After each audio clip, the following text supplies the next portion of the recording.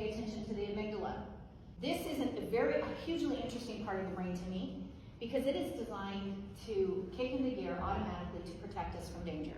Visualize this scenario with me. It's whatever busy town you're in, whatever busy town you live in. Friday night, you go out to dinner, your favorite restaurant on a busy street. You had to park far away from the restaurant. It's dark when you're having such a good time. You stay until closing. As you're walking out the door, the manager locks up the door behind you, right? And you say goodbye to your BFF, hug goodbye or whatever. They go walking out that way to get to their car. You're walking this way. As you're walking this way, your brain sees out of the corner of its eye a figure walking towards it. Now here's the kicker.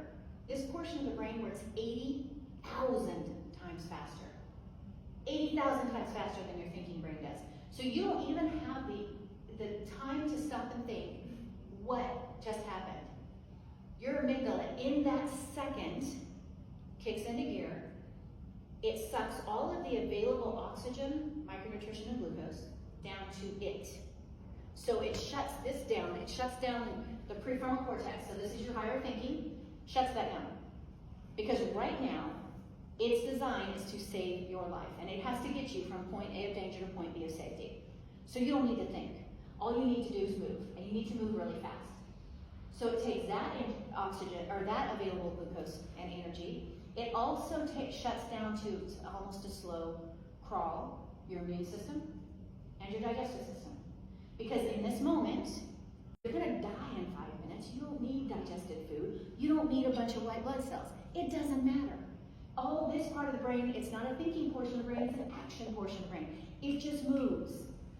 So it takes all that energy, shuts down the non-essential life-supporting systems, reroutes all that energy, flushes the body with glucocorticoids, which is epinephrine or norepinephrine, cortisol, all these different things to open up the airways in your lungs, to expand the capillaries in your heart, to move more strength and energy to your muscles so you can move as fast as you possibly can to get from that point A of danger to point B of safety.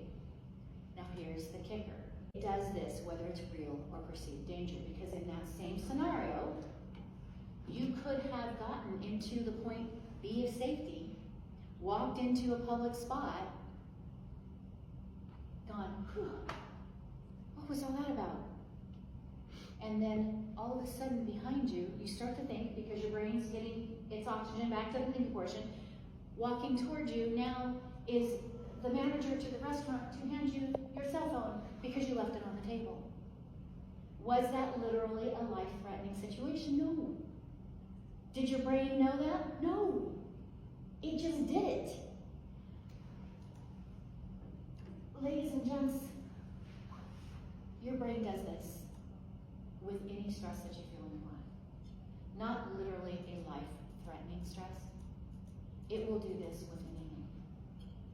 Now, if you grew up in a traumatic situation, if you had any major trauma happen to you in your life, or even minor trauma, your brain has been doing this over and over and over again for the majority of your life. Constantly shutting down your immune system, your digestive system. Do you have digestive issues? Could be from this. Do you have chronic illnesses? Could be from this.